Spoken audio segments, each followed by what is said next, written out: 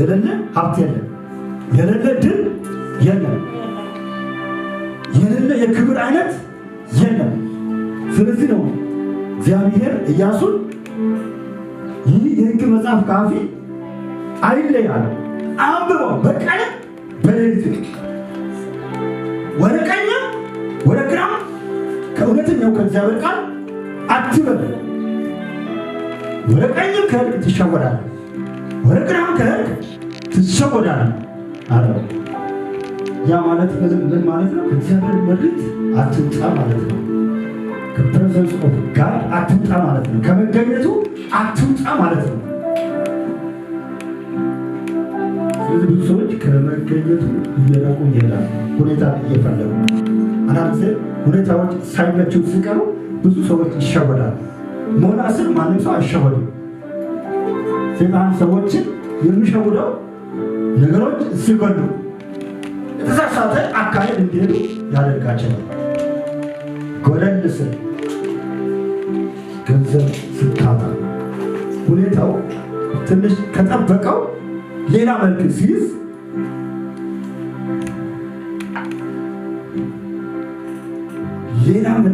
ሰዎች ምን ይሆናሉ? ይሸወዳሉ።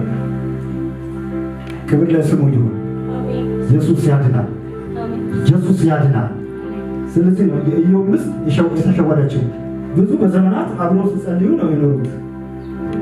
አብሮ እግዚአብሔርን እያመሰገኑ የኖሩ ሰዎች ናቸው። ከልጆቿ ጋር ጸሎት አታውቅም እንዳትሏት ማታ ማታ በኢዮብ ቤት ምን አለ? ኦልዌይስ ጸሎት አለ። እንደውም በመጀመሪያ ንስሐ እንደሚገቡ ነው የእግዚአብሔር ቃል የምናገረው። ግን ምንድን ነው እግዚአብሔርን ክዳ ወደ ዓለም እንድትገባ ያደረጋት? ምንም አይደለም። ሁኔታው አልመቻት። ባሏም ታመም ኢዮብ። ከዛ ገል ወስዶ ሰውነቱ ማከክ ጀመረ። በቃ እኔ ጸሎቱን አቁሜያለሁ አለች። ምክንያቱም እግዚአብሔር ማለት እንደዚህ እኔ የማውቀው እግዚአብሔር ሰዎችን የሚባርክ የሚያለማ የሚያወጣ አምላክ ነው አለች። እነ ኤልፋዝም እንደ ተመሳሳይ ነገር ነው የተናገሩት። ኖ እግዚአብሔር ኃጢአት ያልሰራው ሰው እንደዚህ አይነት ቅጣትን በላዩ ላይ አያመጣበትም አሉት። እናንተ የሰነፍ መካሪዎች ናችሁ አላቸው። እሱ እግዚአብሔር ሰው በማንኛውም ሁኔታ በእንደዚህ አይነት ሁኔታ ሊያሳልፈው ይችላል ይሆናል። እነሱ ግን አይችልም። እግዚአብሔር ሰው ሳያበላሽ ሰው ኃጢአት ሳይሰራ በእንደዚህ አይነት ሁኔታ ሰው አያሳልፍም አሉት። ቃሉን ሊያስጥሉት ነበር፣ ራእዩን ሊያስጥሉት ነበር። ኢየሱስ ያድናል። ኢየሱስ ያድናል። ስለዚህ ለሰይጣን መታለል የለብንም እና የኢዮብ ሚስት በቃ እግዚአብሔር እየሰደበች ሄደች። ኢዮብ ሻግን ጠበቀ። ኢየሱስ ያድናል።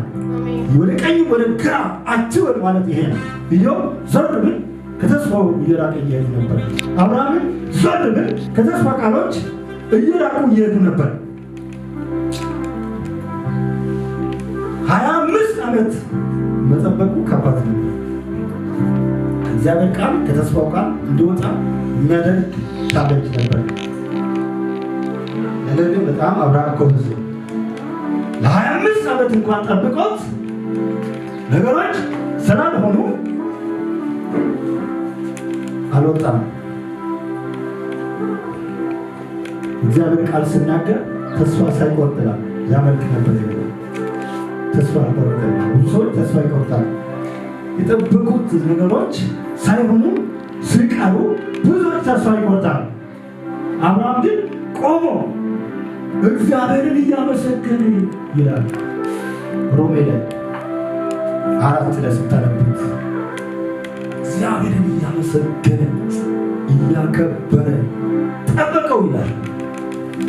ኢየሱስ ያድናል። የጠበቁትን የሚጎበኝ ጌታ ከቻለ እስቲ እግዚአብሔር ይመጣል በሉ። እግዚአብሔር ይመጣል። ኢየሱስ ያድናል። ኢየሱስ ያድናል። ጌታ ይባረክ። ስለዚህ ዳዊት ጠብቆ ነው ወደ 30 ዓመት ይባላል። ዮሴፍ እንደዛው ጥበቃ ብዙ ጊዜ ስትጠብቁት እንድትሸዋወዱ የሚያደርጉ ነገሮች መንገድ ላይ ይገጥማሉ። ወደ ግራ ወደ ቀኝ እንድትሉ የሚያደርጉ ነገሮች። ዮሴፍ ምንም ሳያደርግ ነው ወደ እስር ቤት የተወረወረው። በዚህ ጊዜ እግዚአብሔር ለምን እንደዚህ ያደረገብኝ ብሎ ከመንገድ አልወጣም።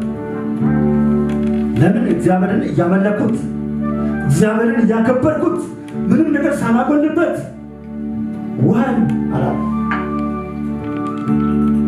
እና ዮሴፍ ደስተኛ ነበር። ከፊቱ የምታየው ደስታ ነበር። እስር ቤት ራሱ ሆኖ